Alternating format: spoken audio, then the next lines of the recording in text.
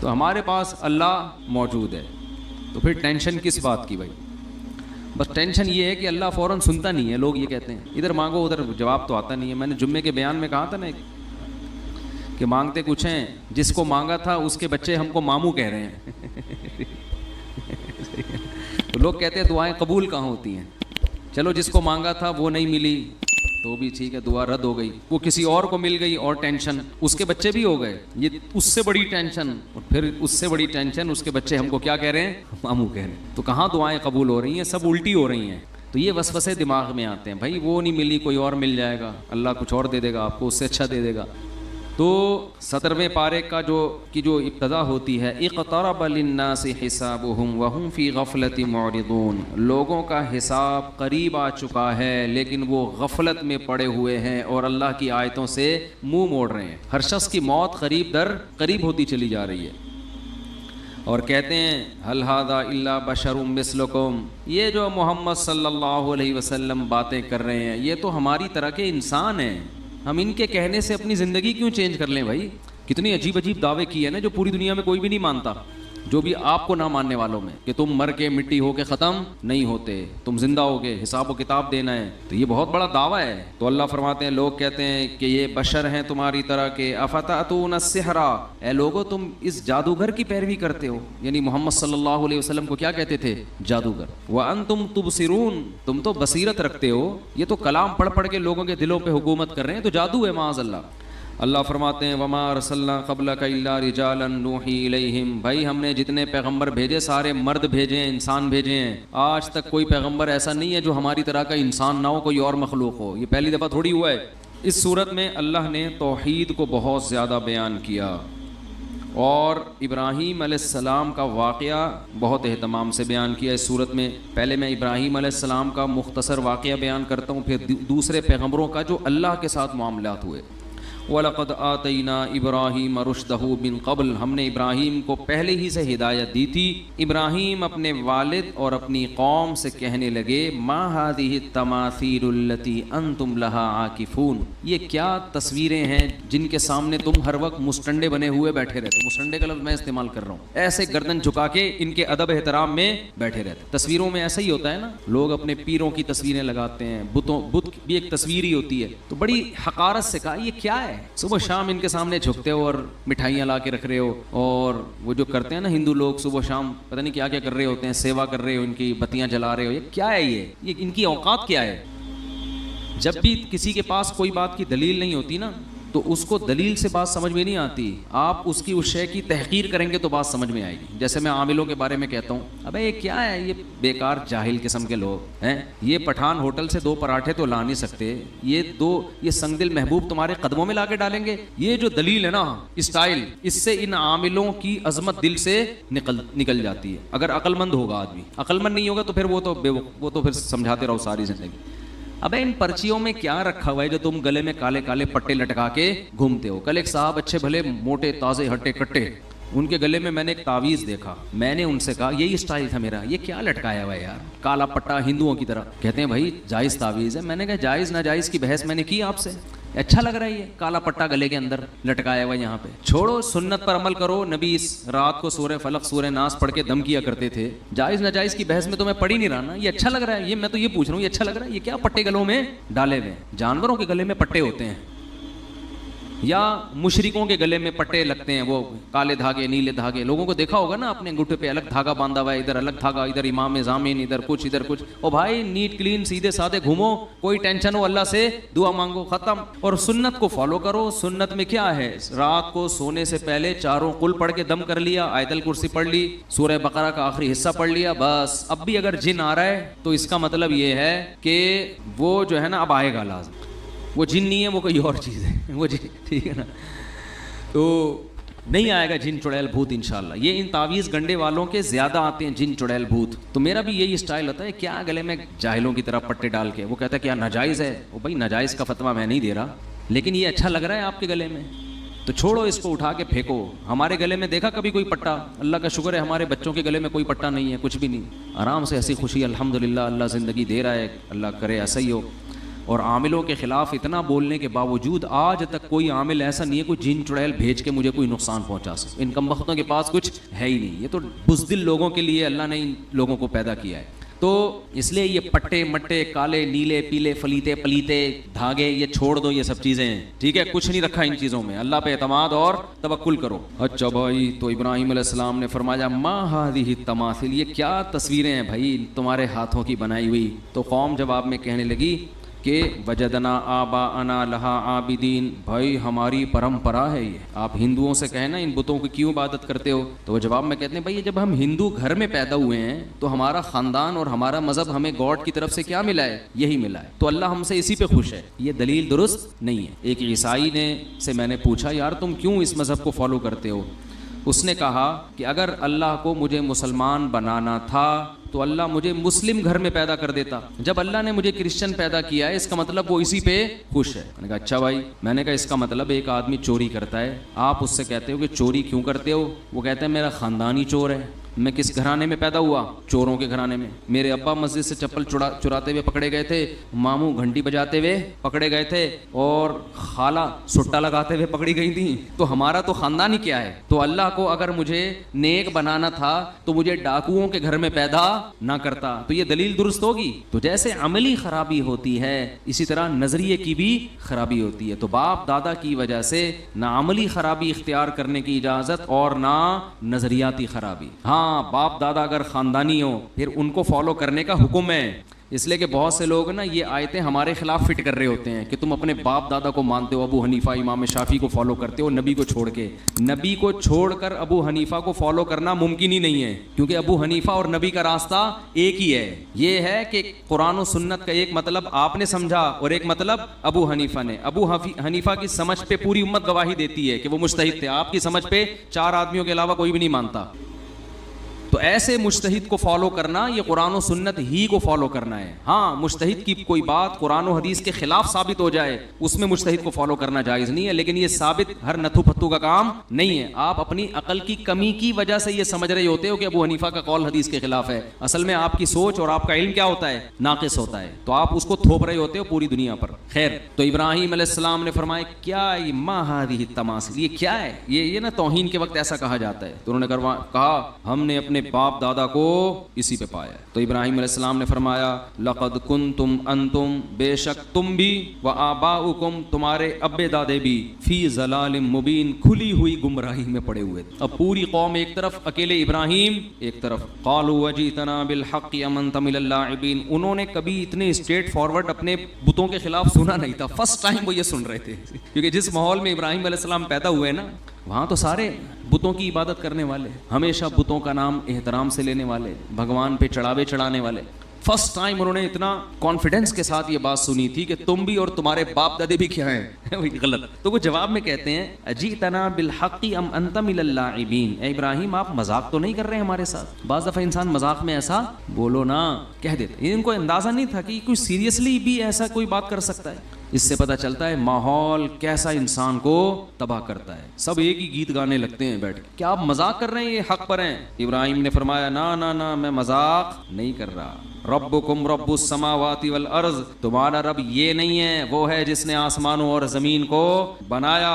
وانا علی ذالکم من الشاہدین, اور میں اس پر گواہ ہوں, میں گواہی دیتا ہوں کہ یہ خدا نہیں ہے. خدا کون ہے؟ جس نے آسمانوں اور زمینوں کو بنایا. اور پھر کہنے لگے وتاللہ لاکیدن اصنامکم, ایک تدبیر سوچی انہوں نے, یہ دل میں کہا انہوں نے کہ یہ لوگ, وہ تو کئی سال سمجھاتے رہے نا, قرآن تو مختصر واقعہ بیان کرتا ہے, سمجھاتے رہے ان کے سمجھ میں نہیں آیا. تو حضرت ابراہیم کے دل میں آیا کہ ایک ورک شاپ کرواتا ہوں میں ان کو, ٹھیک ہے نا, کیا کرواتا ہوں؟ ایک پراپر ورک شاپ, ایک پریکٹیکل کر کے میں ان کو دکھاتا ہوں.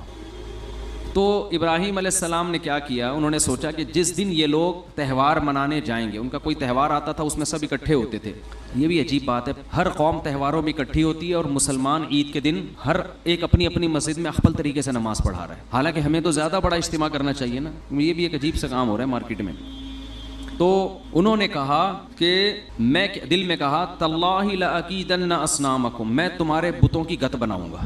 انہوں نے کہا جب جو ہے نا پریکٹیکل کر کے دکھاؤں گا پھر شاید ان کو عقل آ جائے.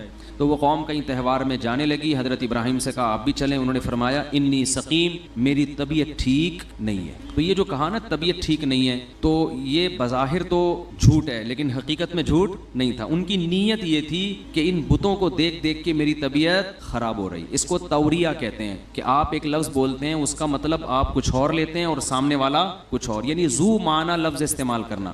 تو حضرت ابراہیم نے ذو معنی لفظ استعمال کیا, میری طبیعت خراب ہے. انہوں نے کہا چلو ٹھیک ہے آپ آرام کریں, ہم چلے جاتے ہیں. تو پھر کیا کیا, فجعلہم جذاذا الا کبیرا لہم, سب کو ٹنڈا اور لنجا کر دیا. انہوں نے گئے نا ان کے جو بھی ان کا بت خانہ ہوگا اس کے اندر بہت سارے بت تمیز سے رکھے ہوئے تھے. یہ روزی دینے والا, یہ اولاد دینے والا, یہ شادی کرانے والا, یہ کوئی شادی کر کے پھنس گیا تو اس کو اس مصیبت سے نکالنے والا. مختلف قسم کے بتوں کی ورائٹیز تھیں.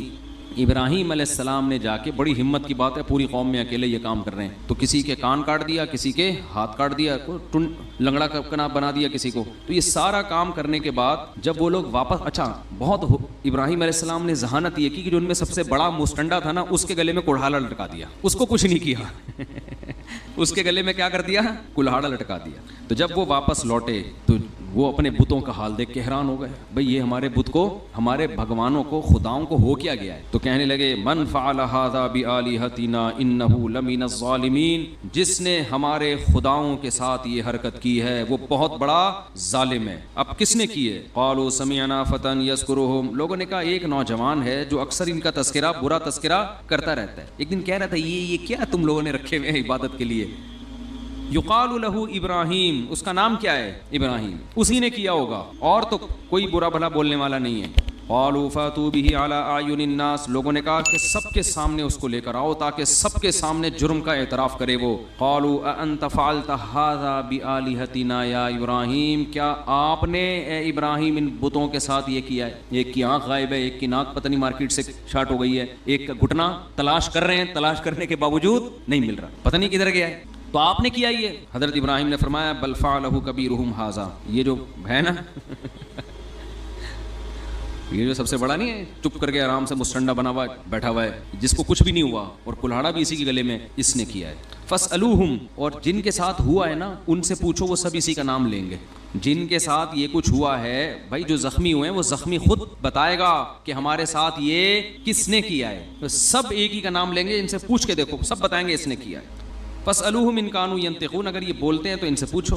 فرجعوا الی انفسہم فقالوا انکم انتم الظالمون, قرآن کہہ رہے چند سیکنڈ کے لیے نا سب اپنی بغلیں جھانکنے لگے اور اپنے دل میں بولنے لگے یار تم واقعی بڑے برے لوگ ہو, بڑے ہی ظالم لوگ ہو, یہ کم بخت کہاں سے بتا سکتے ہیں. تو ان کا ضمیر ان کو ملامت کرنے لگا کہ کیا پتھروں کو تم نے خدا بنا کے رکھا ہوا ہے جو کم بخت بول نہیں سکتے. تھوڑے دیر کے لیے تو ان کو یہ احساس ہو گیا, اور حضرت ابراہیم کا مقصد بھی یہ تھا. ثم نکسوا علی رؤوسہم, پھر پلٹے اور کہنے لگے لقد علمت ما هؤلاء ينطقون, ابراہیم آپ کو پتہ ہے یہ بول نہیں سکتے. دیکھو حضرت ابراہیم یہ عمل کروا کے نا ان کی زبان سے نکلوانا چاہ رہے تھے کہ یہ کسی کام کے نہیں ہے, یہ کسی کام کے نہیں ہے. یہ تبلیغ کا بڑا خاندانی طریقہ تھا, لیکن آپ کسی ہندو کے مندر میں جا کے اس طریقے پر عمل نہ کریں, وہ آپ کو بھی ٹنڈا اور لنجا بنا سکتا ہے. پھر لوگ آپ سے پوچھ رہے ہیں, ان سے بتوں سے کوئی نہیں پوچھے گا کون کس نے کیا, آپ سے لوگ پوچھ رہے ہوں گے آپ کے ساتھ یہ کس نے کیا. تو وہ ابراہیم تھے, وہ اللہ کے پیغمبر تھے, وہ انہی پہ جچتا تھا. آپ اپنی حیثیت کے مطابق ہنسی خوشی زندگی گزاریں جیسے گزر رہی ہے, ٹھیک ہے نا, بس تبلیغ کر دیا کریں محبت کے ساتھ.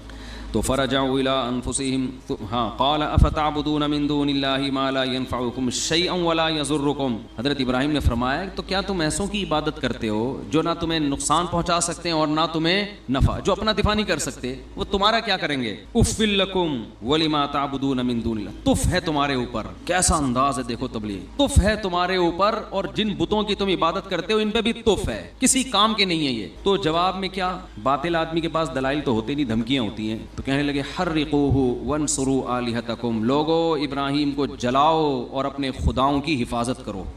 خدا تو خود بندوں کی حفاظت کرتا ہے, ادھر کس کی حفاظت ہو رہی ہے, بھگوانوں کی حفاظت ہو رہی ہے. اللہ فرماتے ہیں قلنا یا نار کونی بردا وسلاما علی ابراہیم, آگ میں ڈالا گیا, ہم نے آگ کو حکم دیا ہے آگ ابراہیم پر ٹھنڈی اور سلامتی والی ہو جا.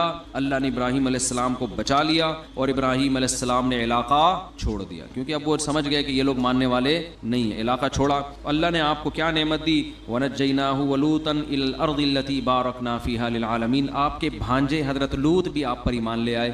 دونوں چلے گئے برکت والی زمین ارض شام میں. لوط علیہ السلام کو وہاں ایک قوم کی طرف اللہ نے بھیجا اور اللہ فرماتے ہیں وَوَهَبْنَا لَهُ إِسْحَاقَ, ہم نے ابراہیم کو ہبہ کر دی, گفٹ میں اسحاق ایک بیٹا دے دیا. وَيَعْقُوب, اور بیٹے کے بعد پوتا بھی انہی کی زندگی میں دے دیا یعقوب. وَكُلًّا جَعَلْنَا صَالِحِينَ, اور سب کو ہم نے نیک بنایا.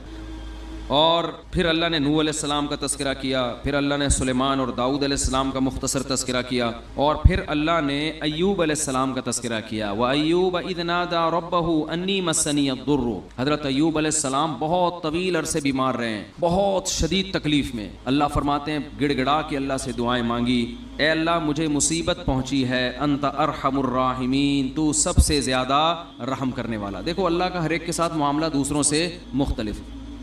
اگر یہ بیماریاں, ٹینشنیں, پریشانیاں اللہ کے عذاب ہوتے تو پیغمبروں کو ملتے ہی ہے. حضرت ایوب کی تو زندگی کا بہت بڑا حصہ کس میں گزر گیا؟ بیماری میں. اور اسی بیماری میں آپ کے بچے بھی, آپ سے بچوں کی بھی موت ہو گئی. تو اللہ فرماتے ہیں آتیناہ اہلہ, ہم نے ایوب کو جب شفا دی تو ان کے گھر والے بھی ان کو دے دیے, اور اس جیسا اور بھی ہم نے ان کا خاندان بڑھا دیا. اس سے یہ بھی پتہ چلتا ہے بھائی فیملی اللہ کی بہت بڑی, بولو نا, نعمت. پیغمبر کو کیا ضرورت بیوی بچوں کی, تو اللہ سے ان کا اتنا گہرا تعلق, لیکن اللہ نعمت کے طور پہ بیان کر رہا ہے. اب اس کی تفسیر میں علماء کا اختلاف ہوا ہے کہ اس کا مطلب کیا ہے. یا تو وہ مر گئے تھے اللہ نے زندہ کر دیا, یا اور کوئی دوسرا خاندان بڑا دے دیا, اولاد میں خوب اللہ نے ان کے برکت دے دی. تو قرآن سے پتہ چلتا ہے کہ بڑا خاندان, زیادہ بچے, یہ اللہ کی طرف سے آزمائش نہیں ہے بلکہ اللہ کی طرف سے نعمت ہے. یہ پیغمبروں کو آزمائشوں کے بعد ملی ہیں یہ چیزیں نعمت کے طور پر. اللہ فرماتے ہیں وَأَدْخَلْنَاهُمْ فِي رَحْمَةٍ وَظَنُّونِ إِذْ ذَهَبَ مُغَاضِبًا, اور مچھلی والے کا بھی تذکرہ کریں, انہیں بھی ایک پریشانی آئی تھی, وہ اللہ سے ناراض ہو کے چلے گئے. یہ قرآن کی ایک اصطلاح ہوتی ہے, اللہ سے کوئی بھی ناراض نہیں ہوتا. اور کیا قرآن کہہ رہا ہے فَظَنَّ أَن لَّن نَّقْدِرَ عَلَيْهِ, یا یہ بھی ہو سکتا ہے قوم سے ناراض ہو کے, غضبناک ہو کے کہ میری قوم ایمان نہیں لا رہی ہے. فَظَنَّ أَن لَّن نَّقْدِرَ عَلَيْهِ, یہ سمجھ بیٹھے کہ جیسے ہمیں ان پر قدرت ہی نہیں ہے. حضرت نوح علیہ السلام یونس علیہ السلام اپنی قوم کو تبلیغ کر رہے تھے. جب مایوس ہو گئے نا تو حضرت یونس کو لگا کہ اب ان پر عذاب آئے گا اور یہ ہلاک ہو جائیں گے, تو اللہ کے خوف سے بستی چھوڑ کر نکل گئے. اللہ کے علم میں یہ بات تھی کہ جب یہ قوم عذاب دیکھے گی تو توبہ کر لے گی. یہ قوم عذاب دیکھے گی تو کیا ہوگا؟ دوسری قومیں تو عذاب دیکھ کے بھی مذاق اڑاتی تھیں. قوم عاد نے کیا کہا تھا؟ پیغمبر نے کہا کہ یہ بادل ہیں جو پتھر برسائیں گے. انہوں نے کہا نہ بادل پتھر تھوڑی, بارشیں ہوں گی, مزہ آئے گا, انجوائے کریں گے ہم. وہ کہہ رہے ہیں عذاب آ رہا ہے, وہ کہہ رہے نہیں.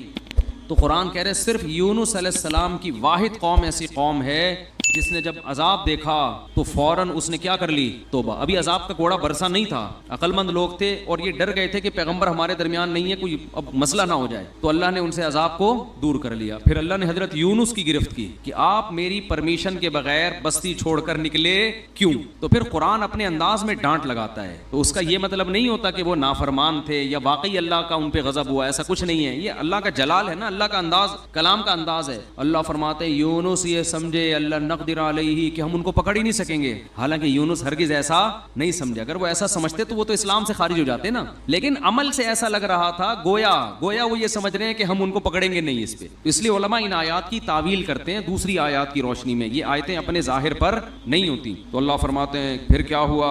سمانگ لگانی پڑی. اور وہ کیسے؟ یونس علیہ السلام جب گئے نا تو کشتی میں وزن زیادہ ہو گیا اور کشتی ڈوبنے لگی. تو وہاں لوگوں نے کہا کہ کوئی شخص ہم میں ایسا ہے, کوئی غلام اپنے مولا کی پرمیشن کے بغیر بھاگا ہے.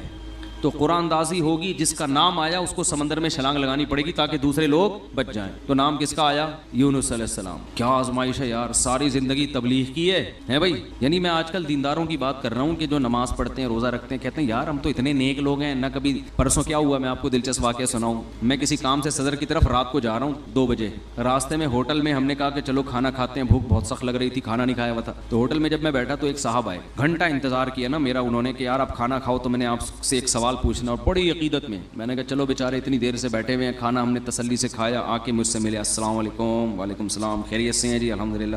بڑی خوشی ہوئی. میں نے کہا ماشاء اللہ. کہتے ہیں ایک سوال پوچھنا ہے آپ سے. یہ کوئی غیبت کی بات نہیں ہے, نہ کوئی اس میں ٹینشن کی بات ہے. مجھے کہنے لگے کہ میں ساری زندگی ایمانداری سے میں نے ملازمت کی ہے, کبھی کسی کا 1 روپیہ نہیں دبایا, لیکن میرے پاس اتنی غربت ہے کہ میرے پاس گھر جانے کا کرایہ بھی نہیں ہے. تو یہ ایماندار لوگوں کے ساتھ ایسا کیوں ہوتا ہے؟ اور مجھے اس سوال کا صحیح جواب چاہیے. میں نے کہا بھائی بعض دفعہ ہوتا ہے اللہ کی طرف سے آزمائش ہوتی ہے, عموماً تو ایسا نہیں ہوتا, ایماندار لوگوں کے مال میں اللہ برکت دیتا ہے, لیکن کبھی کبھار اللہ کی طرف سے آزمائش بھی آتی ہے اور بے ایمان لوگ ترقی بھی کر جاتے ہیں. پھر میں نے مثال دی سابق صدر کی, میں نے کہا ایمانداری کا عالمی ریکارڈ قائم کیا ہے, مگر آپ دیکھو پیسہ ہے کہ آیا ہی چلا جا رہا ہے. آئے پوری اسٹیل میں, ایک چمچ اسٹیل کا کھا سکتے ہیں آپ, ہیں بھائی, ایک چمچ ہم اسٹیل کا چبا نہیں سکتے, اور بعض لوگ پوری اسٹیل ملیں کھا گئے. تو میں نے کہا دیکھو یہ تو اللہ کی طرف سے. مجھے کہتے ہیں جواب درست نہیں ہے, کہتے ہیں آپ کے جواب سے میں بالکل بھی مطمئن نہیں ہوا. پھر میں نے یہ بات ان کو سمجھائی, کہہ رہے ہیں آپ کے جواب سے میں بالکل مطمئن نہیں ہوا, السلام علیکم, آپ جا سکتے ہیں. میں نے کہا بھائی میرے پاس تو یہی جواب تھا, وعلیکم السلام, اپنا خیال رکھیے گا. خیر انہوں نے مجھ سے معذرت بھی کی کہ اگر آپ کو تکلیف ہوئی تو معذرت چاہتا ہوں. تو یہ ہمارے ہاں بہت سے دینداروں میں ہے کہ ہم نماز بھی پڑھ رہے ہیں, ہم تو ایمانداری سے نہ کسی کا دل دکھاتے ہیں, نہ یوں کرتے ہیں نہ یوں کرتے ہیں, پھر بھی آزمائشیں آ رہی ہیں. تو بھائی یونس علیہ السلام کو دیکھو, ساری زندگی تبلیغ کی ہے اور نکلے بھی اللہ کے خوف سے, یعنی اس لیے نہیں کہ تبلیغ چھوڑ کے معاذ اللہ بھاگ رہے ہوں. بھائی اللہ کا عذاب نہ آ جائے, تو اللہ کا عذاب تو ایسی چیز ہے کہ اس سے تو بھاگنا ہی چاہیے. لیکن نتیجہ کیا نکل رہا ہے, نام کس کا آ رہا ہے قرآن اندازی میں.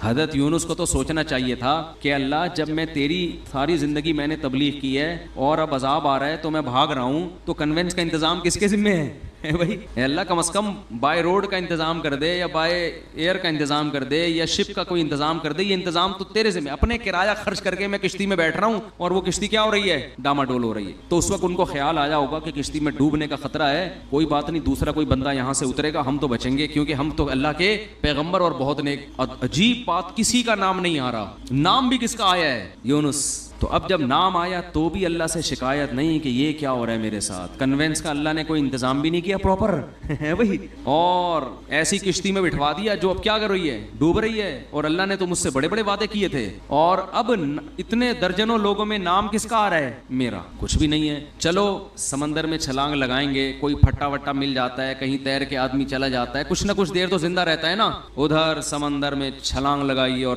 مچھلی منہ کھول کے کھڑی ہوئی ہے, لے بھائی مچھلی کے پیٹ میں, لیکن ایک حرف شکایت کا نہیں آ رہا. قرآن ہمیں یہ سب کیوں بتاتا ہے؟ اللہ سے اچھا گمان رکھو, ہر غلطی اپنے کھاتے میں ڈالو. ہر غلطی نہیں بھی ہو تو بولو میں غلط ہوں. ہر غلطی کس کے کھاتے میں, بھائی میں ہی غلط ہوں. مجھے یاد ہے ایک دفعہ ہم جب چھوٹے بچے تھے نا, اس وقت تبلیغ والوں میں بڑا جوش ہوتا تھا, اب بھی ہے لیکن وہ والا جوش رہا نہیں ہے. وہ بڑا جوش ہوتا تھا بھائی. وہ جب 3 دن کی جماعت آتی تھی نا, پورے محلے کو ہلا کے جاتی تھی. وہ ہر ایک کو لے کے, کوئی گٹر کے ڈھکن پہ بیٹھے ہوئے اس کو سمجھا رہے ہیں, ادھر لے آ کے چائے پلا رہے ہیں. بڑا اب بھی ہے لیکن ظاہر ہے جو چیز شروع میں ہوتی ہے اس میں جوش زیادہ ہوتا ہے. تو وہ بہت محنت تھی. تو کیا کہہ رہا تھا میں, نہیں مچھلی کی بات, ہاں. تو مجھے یاد ہے ان میں ایک ساتھی تھے, انہوں نے جماعت میں بہت وقت لگایا ہوا تھا, سال لگے ہوئے تھے ان کے, اندرون ملک بیرون ملک, بڑے محنتی اور بڑے متحرک. تو ایک دن وہ بس میں میرے ساتھ بیٹھ گئے, ہم سفر کرنے لگے. تو میں نے ان سے بات کی, میں نے کہا اللہ نے آپ سے بڑا کام لیا ہے, بہت کام لیا ہے, بہت لوگوں کو اللہ نے آپ کے ذریعے ہدایت دی. تو مجھے کہتے ہیں بھائی میں تو کام بگاڑنے والے لوگوں میں سے ہوں. تبلیغ میں کچھ لوگ ایسے لگے ہوئے ہیں جو کام کیا کر رہے ہیں, بگاڑ رہے ہیں. تو میں بھی انہی نالائقوں میں سے ہوں. مجھے ان کا یہ اسٹائل بڑا پسند آیا. میں نے کہا اتنا کام کر رہے ہیں یہ بندہ, لیکن اگر ذرا سی کسی نے تعریف کر دی تو کیا کہہ رہے بھائی, تبلیغ میں کچھ لوگ ایسے ہیں جو بیڑا غرق کر رہے ہیں تبلیغ کا. انہی بیڑا غرق کرنے والوں میں سے ایک میں بھی ہوں. اب کوئی بیوقوف ہوتا تو کہتے پھر نکل جاؤ تبلیغ سے, ٹھیک ہے نا. تو یہ تواضع ہے کہ بھائی ہم کیا کر رہے ہیں, ہم تو کام بگاڑنے والوں میں سے ہیں. تو اللہ کو یہی پسند ہے, دعوے اور بڑی بڑی باتیں نہیں کرنی چاہیے. تو یونس علیہ السلام کو جب مچھلی کے پیٹ میں گئے ہیں تو قرآن کہہ رہا ہے احساس ہو گیا یونس کو کہ غلطی کس کی ہے بھائی میری. کچھ غلطی ہوئی ہے, ورنہ اللہ غلط نہیں کر سکتا کسی کے ساتھ. فنادا فی الظلمات, قرآن کہہ رہا ہے اندھیروں میں پکارا. ایک تو مچھلی کے پیٹ کا اندھیرا, ایک سمندر کی تہ کا اندھیرا, اور ایک رات کا اندھیرا. یہ رات کو واقعہ ہوا ہے, کتنا خوف ہوگا. ابھی آپ کو سمجھ میں نہیں آ رہا, کبھی سمندر میں رات کو سفر کریں, پھر آپ کے اچھوں کو بھی سمجھ میں آئے گا کیا حالت ہوتی. فی الظلمات لا الہ الا انت, کہ اللہ تیرے سوا کوئی عبادت کے لائق نہیں. سبحانک, تو ہر عیب سے پاک ہے, تو ظلم نہیں کرتا. انی کنت من الظالمین, میں ہی ظالم ہوں. غلطی کس کی ہے, میری. قرآن کہہ رہے ہم نے مچھلی کو حکم دیا اگل دے بھائی کنارے پہ لے جا کے, بس یہی دکھانا تھا ہم نے. اور پھر اللہ نے کیا کیا, جب مچھلی نے کنارے پہ اگلائے تو سمندر کے کنارے پہ تو کچھ بھی نہیں ہوتا, وہاں اللہ نے اپنی قدرت سے فوراً درخت پیدا کر دیا, چھاؤں پیدا کر دی, اور پھر ان کو حکم دیا واپس جاؤ اپنی قوم کے پاس, ہم نے اس قوم سے عذاب کو ختم کر دیا ہے.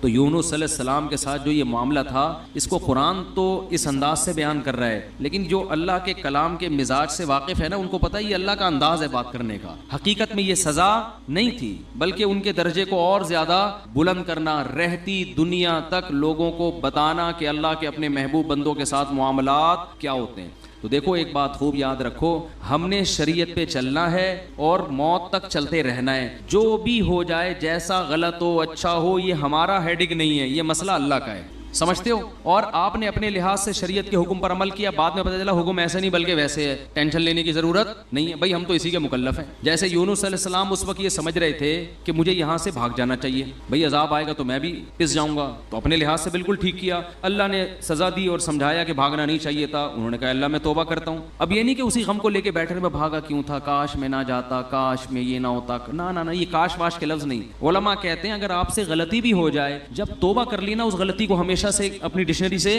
نکال دو. پھر یہ پاگلوں کی طرح سوچنا کاش یہ نہ کرتا، ہائے ہائے یہ نہ کرتا، یہ پاگل اور وہمی ہونے کی علامت. غلط ہو صحیح ہو، جو آپ کے سمجھ میں آ رہا تھا آپ نے اس وقت کیا. غزوہ احد میں دیکھو نا 70 حضرات شہید ہو گئے. تو یہ نہیں کہ صحابہ بیٹھ کے بار بار یہ سوچ کاش ہم مدینہ سے باہر نہ نکلتے، کاش مدینہ کے اندر رہتے، اس نے یہ بولا تھا، انہوں نے بولا تھا مدینہ سے باہر جاؤ، انہوں نے مروایا ہے، اس نے یوں کروایا ہے، یہ کروایا. قرآن کیا کہہ رہا ہے؟ فَإِذَا عَزَمْتَ فَتَوَكَّلْ عَلَى اللَّهِ. بھائی سوچ سمجھ کے ایک رائے قائم کی، اللہ پہ چھوڑ دو بس. اور دوبارہ بھی یہی ہوگا، مشورے اسی طرح سے ہوں گے. اور اگر مگر کا لفظ استعمال نہ کرو. کتنا صاف پابندی لگا دی نا، آگے بڑھو بس. تو اس میں نقصان ہو فائدہ ہو، کیونکہ اصل آخرت ہے، آخرت میں اللہ نوازے گا آپ. تو یونس علیہ السلام کو دوبارہ اللہ نے بھیجا. پھر اللہ نے حضرت زکریا کا واقعہ بیان کیا. وہ بھی ایک غم میں مبتلا تھے. وہ غم کیا تھا؟ اولاد نہیں تھی، پریشان تھے. ساری زندگی دعائیں مانگتے مانگتے مانگتے گزر گئی مگر اولاد نہیں ہوئی. بالآخر بوڑھے ہو گئے اور بالوں میں بھڑکنے والی سفیدی آ گئی. ایسی سفیدی جو بالکل بال بھڑک رہے ہوتے ہیں نا، سفیدی سے چمک رہے ہوتے ہیں، ایسی سفیدی. بیوی بانجھ بھی تھی اور اب بوڑھی بھی ہو گئی. جوان عورت اگر بانجھ نہ ہو، بوڑھی ہونے کے بعد تو ویسے ہی اولاد کا امکان ختم. اور اگر پہلے سے بانجھ بھی ہو اور پھر بوڑھی بھی ہو جائے اب تو کوئی چانس ہی نہیں ہے. لیکن دعائیں اللہ سے مسلسل مانگ رہے ہیں. تو اللہ نے کیا فرمایا؟ اذ نادى ربہ، زکریا کو یاد کرو، انہوں نے اپنے رب کو پکارا، رب لا تذرنی فردا، اے اللہ مجھے تنہا مت چھوڑ. حالانکہ آپ کے تو ہزاروں شاگرد تھے، اولاد مانگ رہے ہیں اللہ سے. وَأَنْتَ خَيْرُ الْوَارِثِينَ، اے اللہ تو سب سے بہتر وارث ہے. فَاسْتَجَبْنَا لَهُ، اللہ فرماتے ہم نے ان کی دعا کو قبول کیا. وَوَهَبْنَا لَهُ يَحْيَىٰ، ہم نے گفٹ میں ان کو یحییٰ عطا کیے. پہلے ہی اللہ نے نام بھی بتا دیا. وَأَصْلَحْنَا لَهُ زَوْجًا، ان کی زوجہ کو بھی تندرست کر دیا، اولاد کے قابل بنا دیا. کیوں یہ عجیب کام کیوں کیا؟ اس لیے كَانُوا يُسَارِعُونَ فِي الْخَيْرَاتِ، فرمایا یہ خاندان ایسا تھا کہ یہ نیکی کے کاموں میں ایک دوسرے سے آگے بڑھنے کی فکر میں لگے رہتے تھے. انداز دیکھو قرآن کا. ہمارے خاندانوں میں کیا ہے؟ پیسہ کمانے میں ایک دوسرے سے اسپیڈ، ہر آدمی کوشش کر رہا ہے میری اسپیڈ اس سے کیا ہو جائے، صحت میں میری اسپیڈ اس سے زیادہ. جم میں جب جاتے ہیں تو ایک دوسرے کے ڈولے دیکھ کے کہتے ہیں کہ میرے اس سے، وہ جو ٹریننگ دینے والا ہوتا ہے اس سے کہتے ہیں، اشارہ کر کہتے ہیں اس سے ڈبل ہونا چاہوں، ڈبل 1-2 مہینے بعد مجھے اس سے ڈبل کر دو. کسی کی فٹنس دیکھ کے کہتے ہیں کہ اس کی کمر نظر تو آ رہی ہے، میری ایسی ہونی چاہیے کہ CID والے بھی تلاش کریں تو ان کو نہ ملے. تو ہم فٹنس میں، صحت میں، دولت میں، ان میں کیا کر رہے ہیں؟ آگے. اگر یہ اللہ کے لیے ہو تو پھر تو ٹھیک ہے، لیکن اللہ کے لیے ہے نہیں نا، مسئلہ تو عیاشی کے لیے. تو اللہ فرماتے ہیں زکریا، ان کی زوجہ اور یہ جو خاندان تھا یہ نیکیوں میں، خیر کے کاموں میں ایک دوسرے سے آگے بڑھنے کی کوشش کرتے رہتے. حضرت شیخ الحدیث مولانا زکریا رحمۃ اللہ علیہ نے اپنی آپ بیتی میں لکھا ہے کہ ہمارے گھر میں اتنی عبادت کا ماحول ہے کہ ہماری بیٹیاں بہویں تلاوت میں ایک دوسرے سے مقابلہ کر رہی ہوتی ہیں. رمضان میں تہجد میں ایک دوسرے سے مقابلہ ہوتا ہے. تو یہ جب تک یہ سوچ پیدا نہیں ہوتی نا، انسان کوئی کارنامہ سر انجام نہیں دیتا. ہمیں یاد ہے جب جاگنے کی راتیں آتی تھی، ہم چھوٹے بچے تھے تو مسجدوں میں ہمارے مقابلے ہوتے تھے، کتنی رکعتیں کون پڑھے گا. ابے اس نے 50 پڑھ لی، ہم کہتے ہیں ابے ہم 100 پڑھ کے دکھائیں گے. اب یہ مقابلے بھی گھروں میں بھی، یہ مقابلے ختم. اب اسکور کون PUBG میں زیادہ بنا رہا ہے، اب مقابلے اس میں ہو رہے ہیں. تو آج بھی الحمدللہ ایسے علماء موجود ہیں جن کے گھروں میں تلاوت کا معمول اور عبادت کا معمول. تو اللہ فرماتے ہیں یہ لوگ نیکیوں میں، صدقات و خیرات میں، نمازوں میں ایک دوسرے سے سبقت کرتے تھے. وَيَدْعُونَنَا رَغَبًا وَرَهَبًا، یہ جملہ جو ہے نا یہ پہلے سے بھی زیادہ اہم ہے. اور یہ ہمیں پکارا کرتے تھے جہنم کے خوف اور جنت کی لالچ میں. آج جو ہماری دعائیں ہیں ان میں جنت اور جہنم کا عنصر کم ہو گیا ہے، دنیا کا عنصر زیادہ ہو گیا. ٹھیک ہے وہ بھی دنیا بھی مانگے اللہ سے، لیکن جس چیز کی جتنی زیادہ ضرورت ہو سب سے زیادہ وہ مانگنی چاہیے. ہمیں سب سے زیادہ ضرورت اس بات کی ہے کہ اللہ ہمیں سیدھے راستے پہ چلا دے. دنیا تو گزر جائے گی جیسی تیسی. تبھی حدیث میں یہ دعا آئی ہے لا تجعل مصیبتنا فی دیننا. اے اللہ اگر کوئی مصیبت ہمارے مقدر میں لکھی ہے نا تو وہ دین میں نہ آئے, دنیا میں آ جائے. وہ نہیں آ رہی بات. اگر اللہ کرے کہ کہیں مصیبت نہ آئے, لیکن اگر کوئی مصیبت لکھی ہوئی ہے, آنی ہی ہے, تو اللہ اس سے دنیا کا نقصان ہو جائے, آخرت کا نقصان نہ ہو, دین خراب نہ ہو ہمارا. کیوں؟ دنیا مسافر خانہ ہے بھائی, جیل میں بھی گزر جائے گی, ایک دن آئے گا. 1000 سال بھی عمر اگر ہمیں مل جائے نا وہ بھی ختم ہوگی. نوح علیہ السلام کی ہو گئی نا ختم, تو ہماری بھی ختم ہو جائے گی ایک دن. تو اللہ کہتے ہیں جنت کی لالچ اور جہنم کا خوف, یعنی راتوں کو اٹھ کے جو دعائیں مانگتے تھے اس دعا میں زیادہ عنصر کیا تھا؟ اے اللہ جہنم کی آگ سے بچا اور جنت کی نعمتیں عطا کر. پھر اس کے لیے عملی کوشش بھی کرے انسان.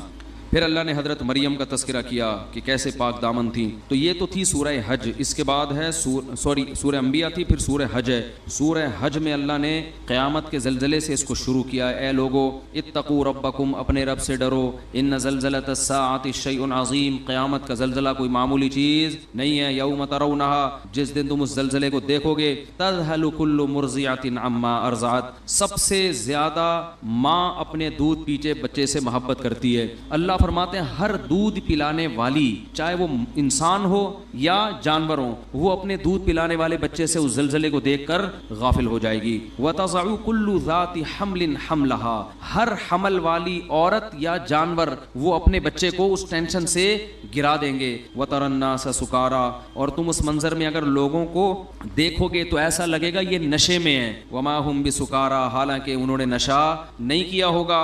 وَلَٰكِنَّ عَذَابَ اللَّهِ الشَّدِيدُ, اللہ کا عذاب بہت سخت ہوگا. ومن الناس, آگے اللہ نے فرمایا یا ایھا الناس ان کنتم فی ریب من البعث, اے لوگو اگر تمہیں قیامت کے زلزلے اور اس کے بعد مرنا اور پھر مٹی ہو کے دوبارہ زندہ ہونے پر یقین نہیں ہے, تم یہ کہتے ہو کہ یہ خدا یہ کام کیسے کرے گا.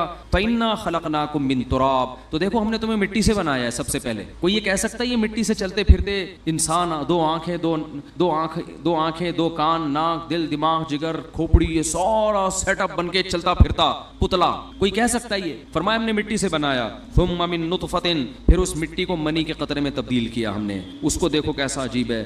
ثم من علقہ, پھر وہ ماں کے رحم میں جمے ہوئے خون میں تبدیل ہو جاتا ہے, حالانکہ اس منی کے قطرے میں اور خون میں کوئی آپس میں مناسبت نہیں ہے. ماں روٹی کھاتی ہے اور اس کو ہم کیسے جمے ہوئے خون میں تبدیل کر دیتے ہیں, کتنا عجیب کام ہے کہ.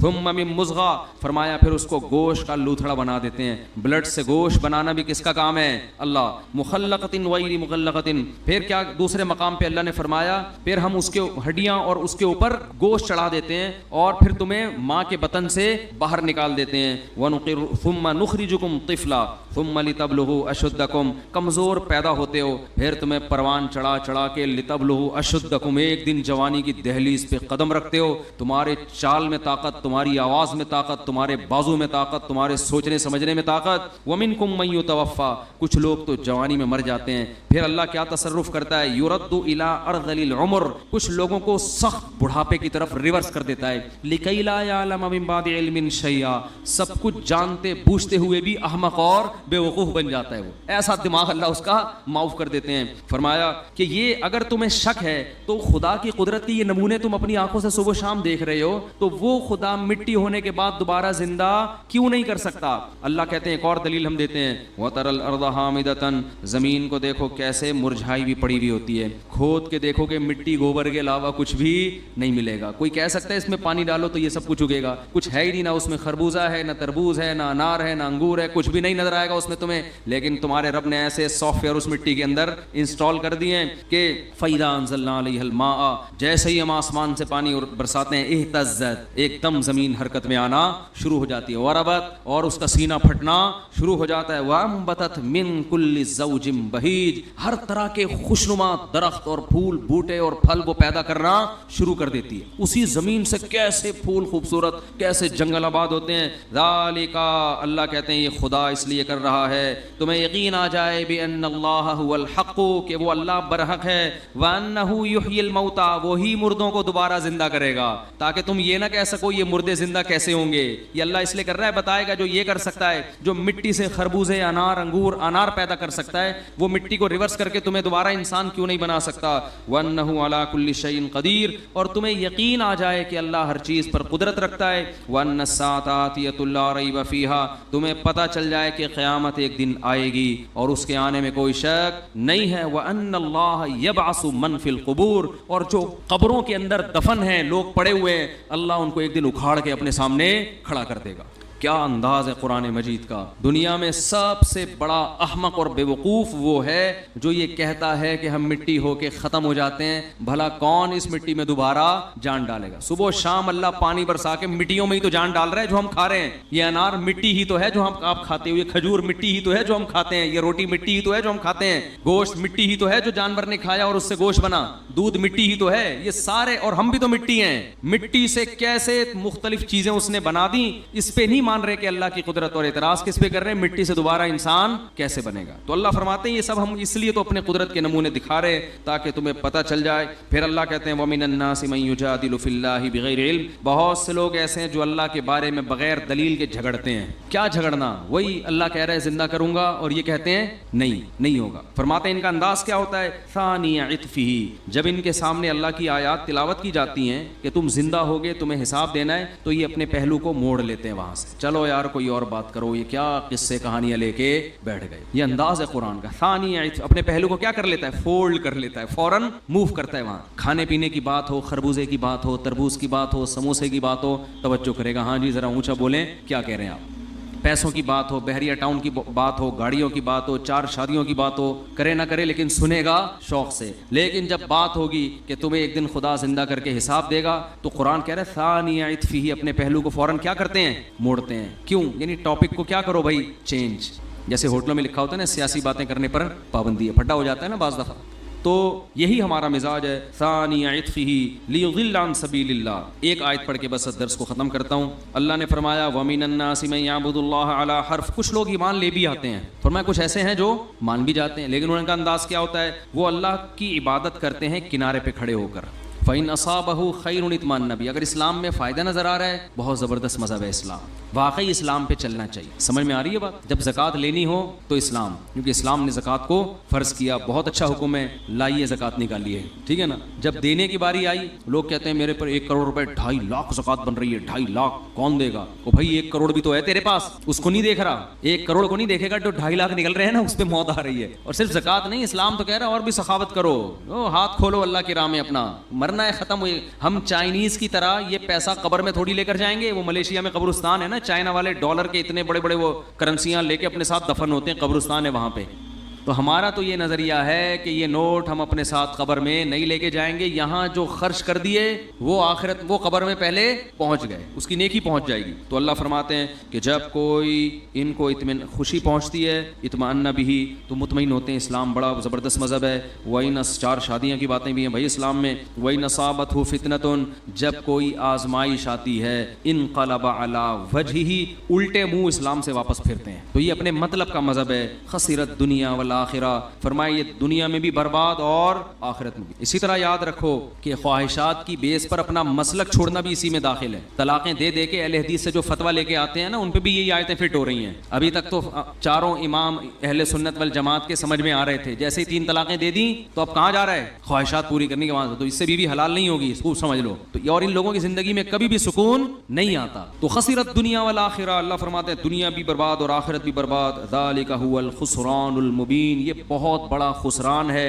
خسارہ ہے کہ جب اسلام میں فائدہ نظر آ رہا تھا تو اسلام, نقصان نظر آ رہا تھا تو اسلام سمجھ میں نہیں آ رہا. اللہ تعالی ہمیں صحیح طرح سے اسلام پر چلنے کی توفیق عطا فرمائے. یہ سورت تو بہت لمبی ہے, وقت پورا ہو گیا ہے. سبحانک اللہم و بحمدک, نشہد ان لا الہ الا انت, نستغفرک و نتوب الیک.